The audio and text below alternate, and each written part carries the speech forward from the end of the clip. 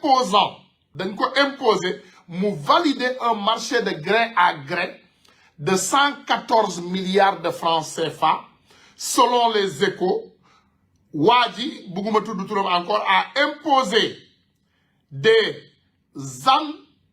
taxes directes de 78 milliards pour le ministre de l'enseignement supérieur, Cheikh Omar Anne. Dans le détail, il s'agit des marchés de construction d'infrastructures sociales à l'université Amadou Mahtar Mbow,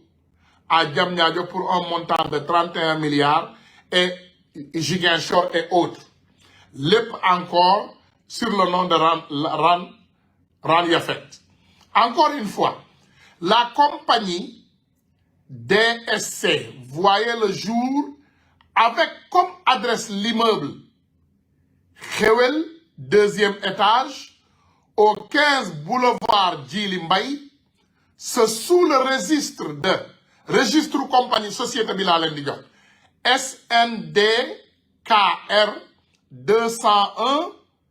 3B 137 40 et le numéro NINEA, le numéro NINEA 0048 758 89. D'après l'objet social, la société est spécialisée dans toutes les activités de financement, de développement de projets et d'investissement, la fourniture de matériel de construction. Déglu leen benn société ñu tabax ko ñu indi ko bees un société ñu indi ko léegi ubbi ko Sénégal société bi tudd DSC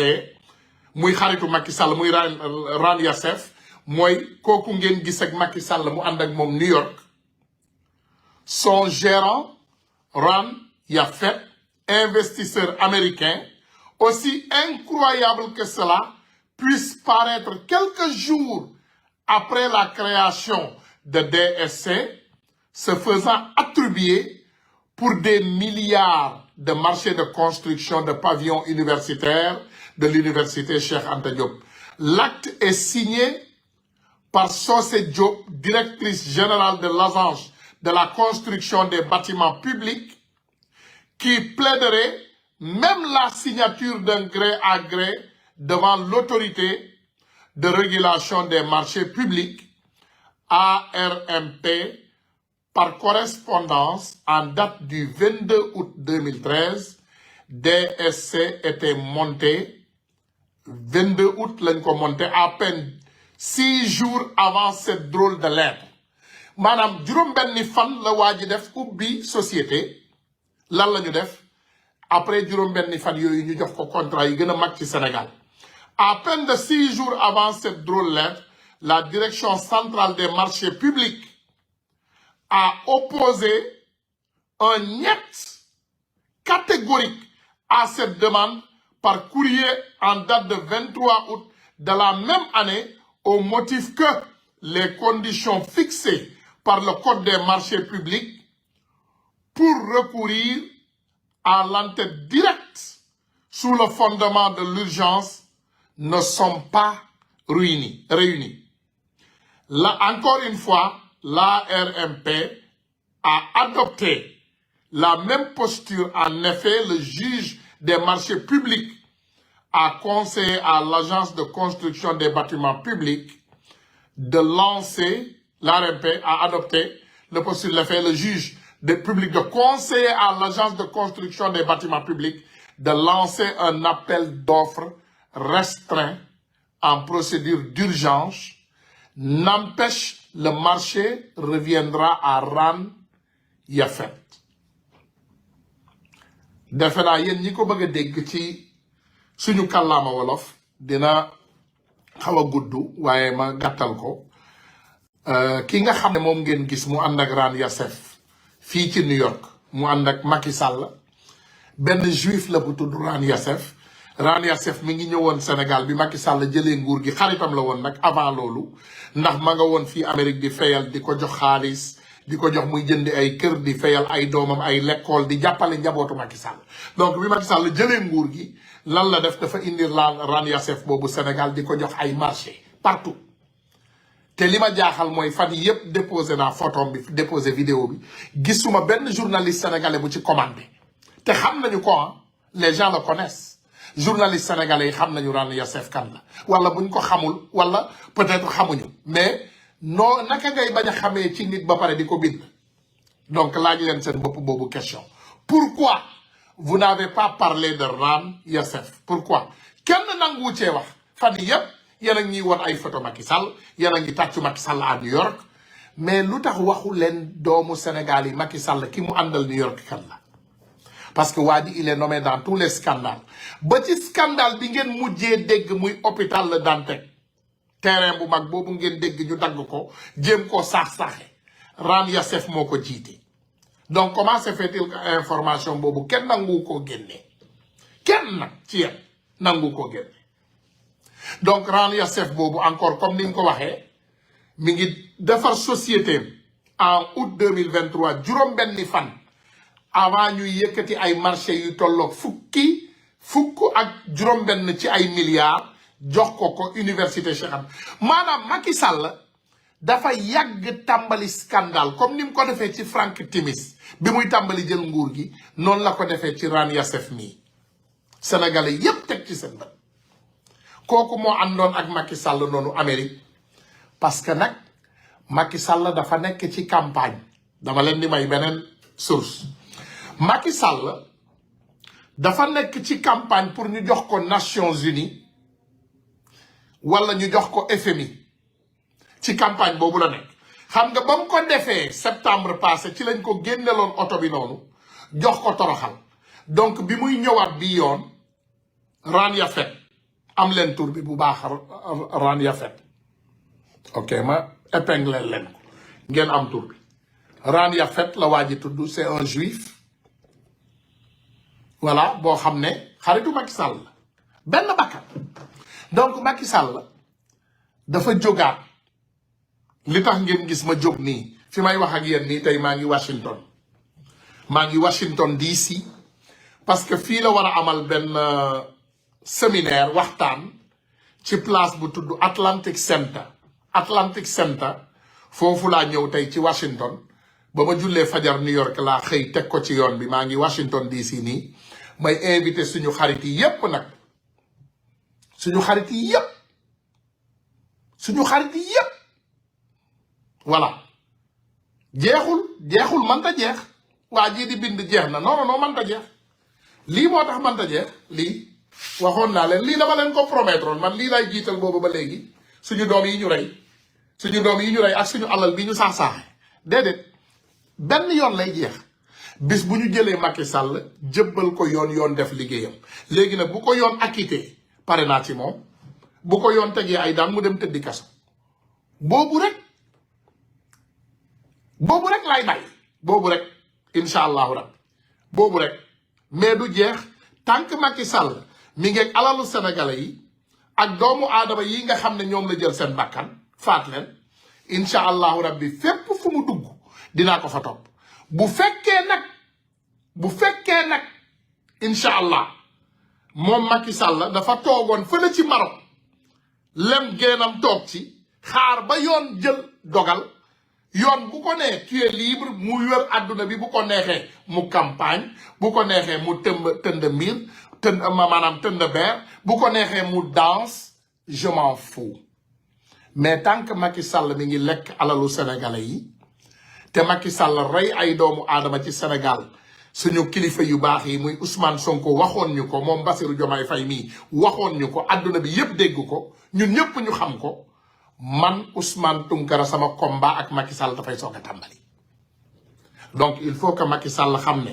il n'est pas libre d'aller partout dans le monde il n'est pas libre de continuer à nous manipuler il n'est pas libre à continuer à faire pleurer est-ce que xam ngeen sentiment bi nekk ci suñu yaayu nit ñooñu démb bi Macky Sall génnee di reetaan ci ay mbedd di yëkkati ay loxo di wax mel ni nit ku libre mel ni nit ku def lu baax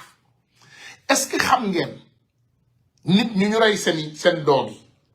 ban sentiment la ñu am ci seen biir xol yi est-ce que xam ngeen ko est-ce que sénégalais bu ne toog na këram laaj boppam question Macky Sall mi génn nii tey ak nombre de sénégalais bi mu assassiné ak nombre de sénégalais bi génn àddina ak nombre de sénégalais bi nekk ci njaqare ak nombre de sénégalais bi traumatisé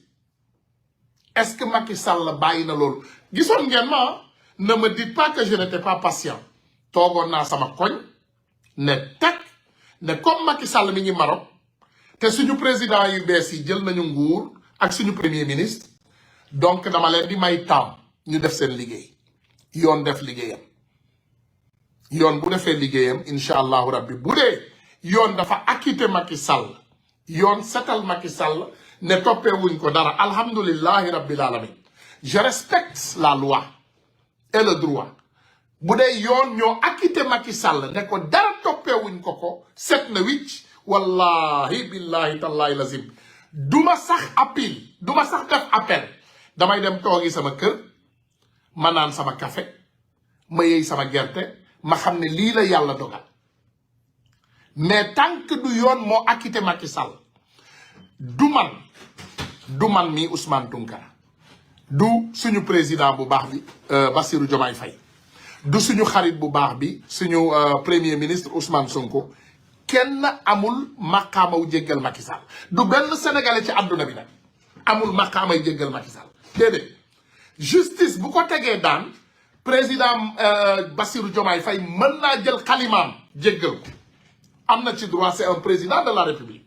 il a le droit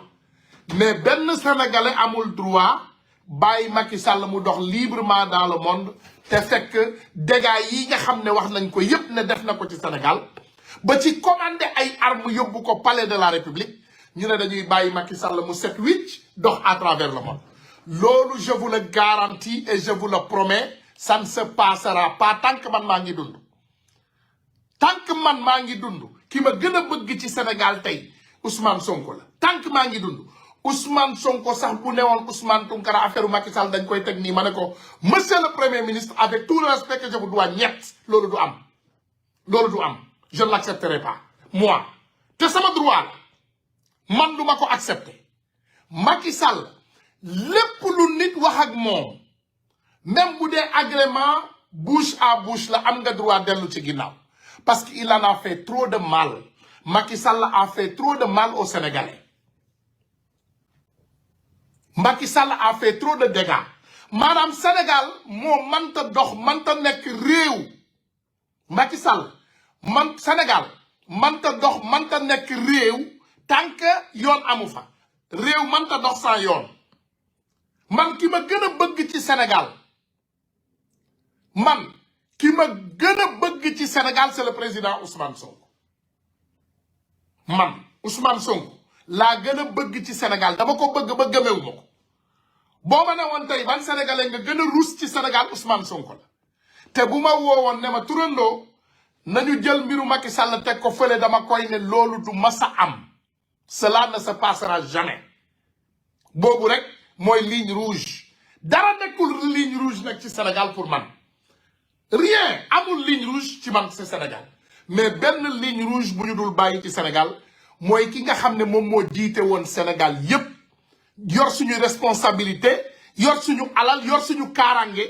mu jël ko saax-saaxe ko lu ay doomu sénégalais di tëj suñu ay doom traumatisé 18 ngeen jéggal ma 18 millions pas 1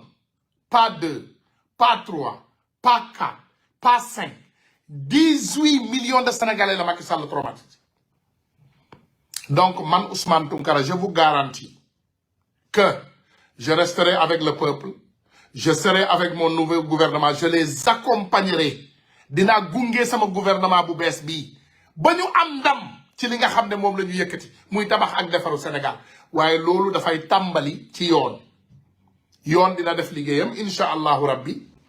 yoon dina def li ko war yépp incha allahu rabbi waaye man Ousmane Tounkara fasuma dellu ginnaaw tarfatal ay ni ba ñu jël Macky Sall ñu jébbal ko yoon atte ko loolu rek la neew ma du man maa am coobere pour ne Macky Sall dina dem kaso wala du dem kaso loolu yoon moo ko mën a décider yoon moo mën a décider loolu man manumaa décider loolu yoon li ñuy wax toujours yoon na def liggéeyam voilà li ñuy wax toujours na yoon def liggéeyam rek incha allah bis bu yoon defee liggéeyam yoon lu mu décider billahi ñi ma bëgg a laaj ñi may laaj toujours Ousmane wala affaire Macky Sall jeex na non non non loolu yoon moo koy déterminer loolu yoon rek moo koy déterminer yoon bis bu ko déterminer incha allahu rabbi je vous confirme personnellement que je serai la première personne à vous dire encore à revenir à dire à mes frères et sœurs sénégalais ah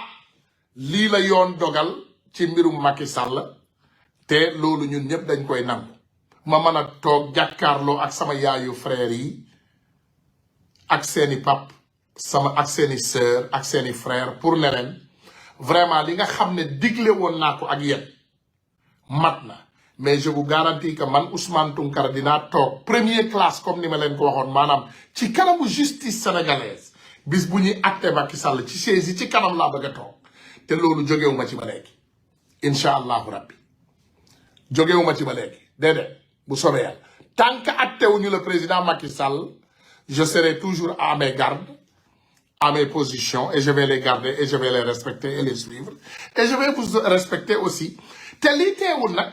ma profité ci rek ne sénégalais yi respectel naa kenn ku nekk sa xalaat je suis un démocrate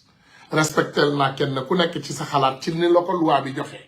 bu fekkee yow da nga pare pour jéggal Macky Sall jéggal ko sa wala am nga ci droit bu fekkee yow da nga bëgg a génn aussi pour nekk avocat Macky Sall ci réseaux sociaux yi am nga ci droit waaye xamal ne tu seras contre 1078 pages et 77 personnes déterminées loolu rek laa bëgg nga xam képp ku ba yaakaar ne mën ngaa gañe boobu combat nag ci peu mën nga koo sóobu képp ku yaakaar ne mën ngaa gañe combat xeex ak 1078 pages ak 77 personnes déterminées pour jàmmarloo ak bandi yi nga xam ne ñoom ñoo yàq suñu réew bi donc il faut nga pare parce que combat boobu day metti lool parce que combat boobu daaneel na nguuru Macky Sall donc xam leen ne on est très bien préparé et très bien déterminé et très bien reposé incha allahu rabbi donc ma ñëwaat rek incha allah ne leen no justice no peace may invité suñu xarit yi Washington DC tey xam leen ne maa ngi fii ak yéen gars yi même à New York par exemple au niveau de New York Ron Yefet man naa leen ne le gouvernement du Sénégal a acheté 2 immeubles à New York City ñaari immeuble nee nañu moom le gouvernement Sénégal jënd exclusive l'état du Sénégal achète 2 immeubles à New York Ron Yefet daf ci bokk moo bokk ci deal yooyu ci achat yi Ron Yefet faisait partir de ça aussi léegi nag à quel effet xawma ñaata immeuble laa xamal gouvernement Sénégal man maison du Sénégal képp laa xam bu keneen xamee beneen nga yëgal ma ko man benn laa xam xawma ñaareel donc day foo boobu tamit beneen question la boo xam ne dañ koy indi toujours ci Ron Yefet muy ka nga xam ne moom mooy juif boobu encore dossier Dantec bi comme ni ma leen ko waxee léegi c'est 10 000 mètres carrés du Sporting Club à un sulfureux homme d'affaires déglu leen Ron Yefet tous les stades maanaam stades yi ñu tabax ci Sénégal loxoom mi ngi ci biir moom Ron Yefet toujours ñu ne voilà une affaire foncière qui va encore faire du bruit n'en doutons pas alors que le Sénégal entier est focalisé sur les 3 hectares de l'hôpital de Dantec devant être vendu. On apprend qu'à seulement quelques centaines de mètres de là, en bordure de mer, l'État vient de céder le site de 10 000 mètres carrés, soit 1 hectare, si nos cours de géométrie ne nous ont pas abandonné du sportif club à un certain Ron Yefet. Ron Yefet est non ou via une société, même Ron Yefet boobu encore, bord de mer, pied dans l'eau, Macky Sall joxaat ko beneen 10 000 mètres carrés. Il a des sociétés actuellement qui poursuivent leur travail au Sénégal. Randia Fedbi. Ay société, nit ko xamné, il a créé une société 6 jours après, on l'a donné tous les plus grands contrats du Sénégal. Tay mom Randia Fed bobu mom mo and ak Macky Sall New York, tay ñu ngi Washington parce que mi ngi koy campagnal pour Macky Sall jot ci Nations Unies. Juifs yi nak dañu am doolé. Bay leen lolu xel. Bay leen xel né les Juifs, ils sont très puissants. Voilà, dama bëgg ngeen bay lolu. Les Juifs, ils sont très très puissants dans le monde. Donc Randia Fed jàpp na loxo Macky Sall yóbbu na ko Nations Unies ci kanamu kan le secrétaire général des Nations Unies ñu nuyonte déglu ko ñu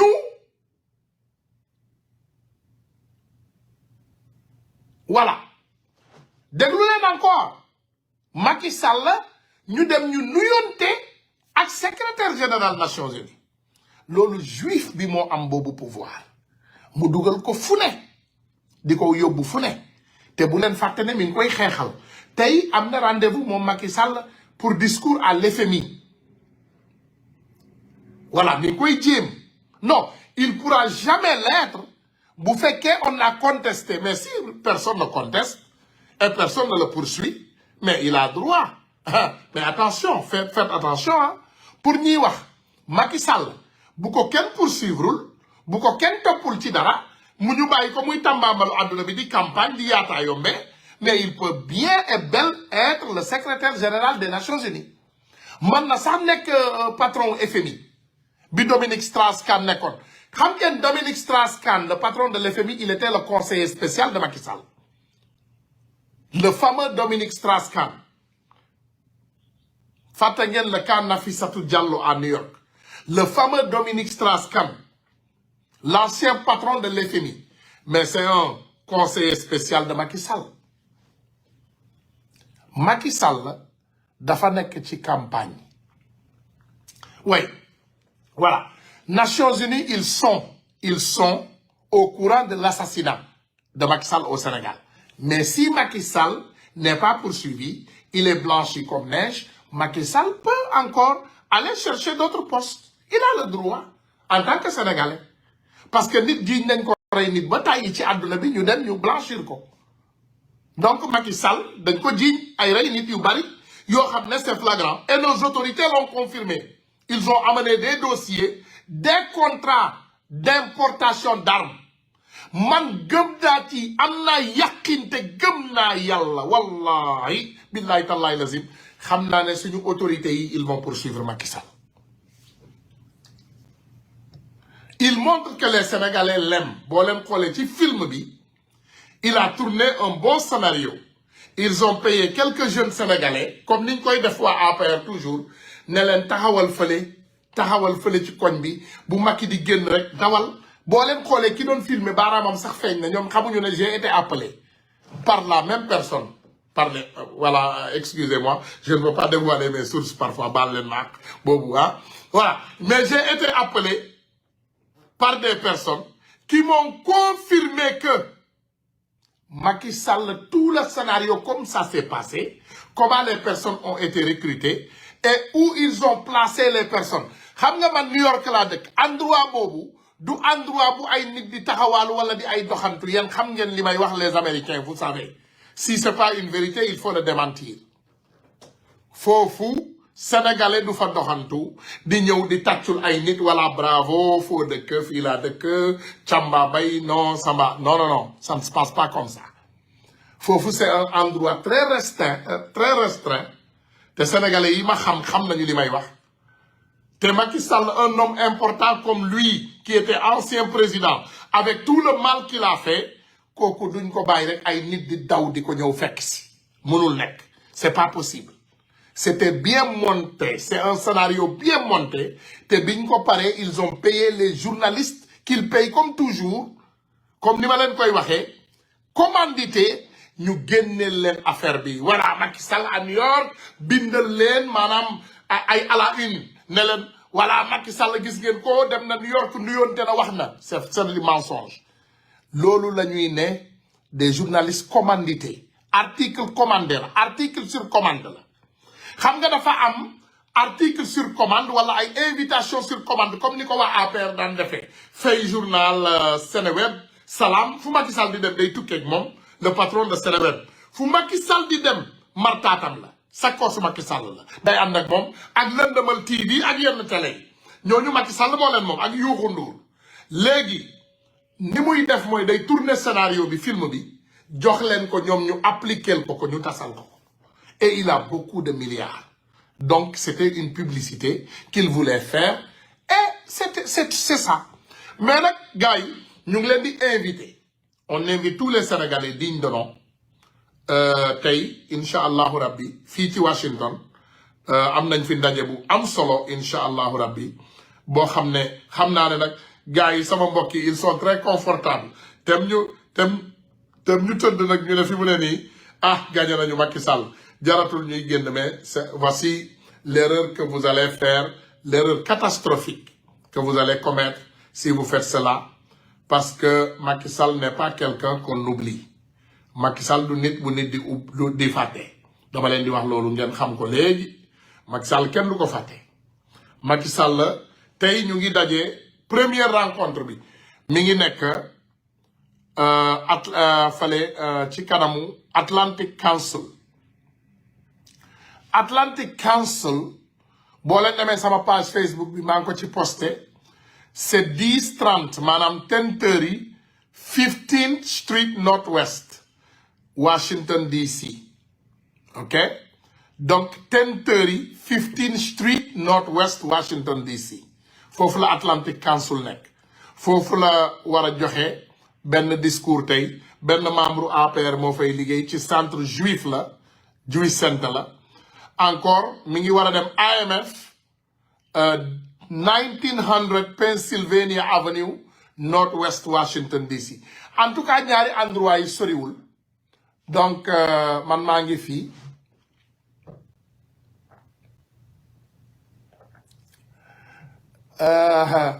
mu ne frère Ousmane prends tes gardes moi j'ai toujours pris mes gardes moi j'ai pas de problème dans ça je suis là j'ai tous mes protections et j'ai tous mes droits qui m'ont été reconnus par toutes les associations des droits de l'homme ma dolli leen ci aussi ONU parce que ñun li ma fas yéene def incha allahu rabbi mooy gën a dooleel li nga xam ne moom lay def ba tey bu njiit jóge woon Sénégal sax ñëw Nations Unies dañ fay jël kàddu loolu la ñu nekk di def ci mbirum 1 million marche for Sénégal c'est une association reconnue au niveau mondial te incha allahu rabbi doole bi day yokku rek incha allah donc gars yi ñu ngi leen di sant di leen gërëm bu baax a baax di gërëm nag ñëpp xam nga damay faral toujours boo gërëmee nga am ñoo fàtte je vous dis maa ngi gërëm les personnes dans l'ombre maa ngi leen di gërëm gis nga 1 million marche am nañu benn kàngam boo xam ne mi ngi dans l'ombre ñu ngi ci nag ci ay bind téere xam naa bu téere bi génnee yu bari di ngeen ko xam ci 1 million marche ak yeneen affaire yoo xam ne ñu ngi koy pare yooyu yëpp dina génn bu soobee yàlla ñu ngi ci doon liggéey lu bare incha allahu rabbi parce que il faut après ñu ñëw pour dire tout comment on a fait ensemble pour détrôner le dictateur Macky Sall incha allah loolu dinañ ko def ci téere pour Sénégalais yëpp am ci xam-xam ba pare ak yeneen affaire yoo xam ne ñu ngi leen koy réserver yooyu day nekk surprise mënuñu leen wax lépp waaye bu soobee yàlla incha allahu rabbi savez que votre frère Ousmane Tounkara est toujours là avec vous et sera toujours là avec vous incha allahu rabbi tant que maa ngi dund maa ngi nokki ngelaw te bu yàlla jëloon bakkan bi it dina am yeneen nit yoo xam ne dinañu mën a jël relève bi voir que 1 million marche léegi maanaam association la bu ñu reconnaître au niveau mondial dina am yeneen nit yu jël relève bi incha allahu rabbi pour continuer combattre pour l'injustice soit radiquée au monde pour terewaat benn dictateur incha allahu rabbi di toog ci ab bopp réew di bañ a dem on va travailler avec nos frères togolais on va travailler avec nos frères gabonais premier voyage officiel am fële ci Mauritanie incha allah donc bu fa jógee aussi day dem Gambie après etc. waaye gars yi man dafa am lu ma indi tey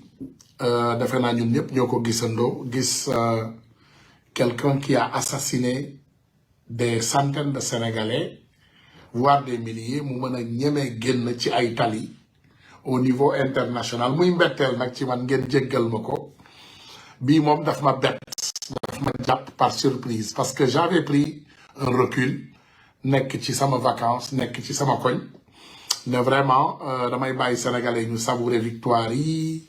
wax ci les choses qui se passent dans le pays may ñoom président Ousmane Sonko ñu tabb seeni ay gouvernement bu ñu tabbee ba pare ñu jox ñu seeni ay programme tàmbali daal li nga xam ne moom mooy càmbar li xew ci dëkk bi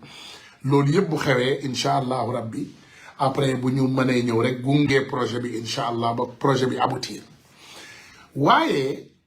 je n'ai pas pu rester très longtemps bi ma gisee situation bi nga xam ne moom moo xew j'ai vu l'ancien président de la République du Sénégal Macky Sall dans un film scénario tourné parce que tegal naa leen vidéo yi nag mais dafa am lu ma jaaxal ci vidéo yi loo xam ne Sénégalais yi ils n'ont pas pu le retenir donc Macky Sall comme il le fait toujours on a bien reçu les informations a tourné un scénario a payé quelques Sénégalais taxawal leen ci benn endroit mu génn ci benn place ñu daw si au monsieur le président photo wu yow yaay kan man maay diw foo dëkk maa dëkk nangam donc mu def loolu adduna bi yëpp gis ko tàcc ko bravo xool leen voilà Macky Sall il est là il est beau xool leen ko il est aimé par les Sénégalais il a bien tourné le scénario quand même bi mu paree ci loolu nag man loolu du li ma intéressé j'ai captivé des informations dans ces vidéos li ma jaaxal nag man dama dugal vidéo yi et je m'attendais ma ne ma dugal vidéo yi Sénégal on a des journalistes yu xarañ lool yu bari xam-xam lool ma ne damay dugal vidéo bi ma may gars yi ñu apprécier ma xool lan la ñu xam ci vidéo yi mais à ma grande surprise soit on ne sait pas ce qui se passe ou soit on est vraiment on a refusé de relayer les informations ou soit dañu bëggul xam mais les amis dafa am image bu important boo xam ne dama leen ko jàppal ci vidéo yi léegi xool leen borom costume bu bleu bii nga xam ne moom laa teg flèche bi ok borom costume bu bleu bii nga xam ne moom laa jubal flèche bi ah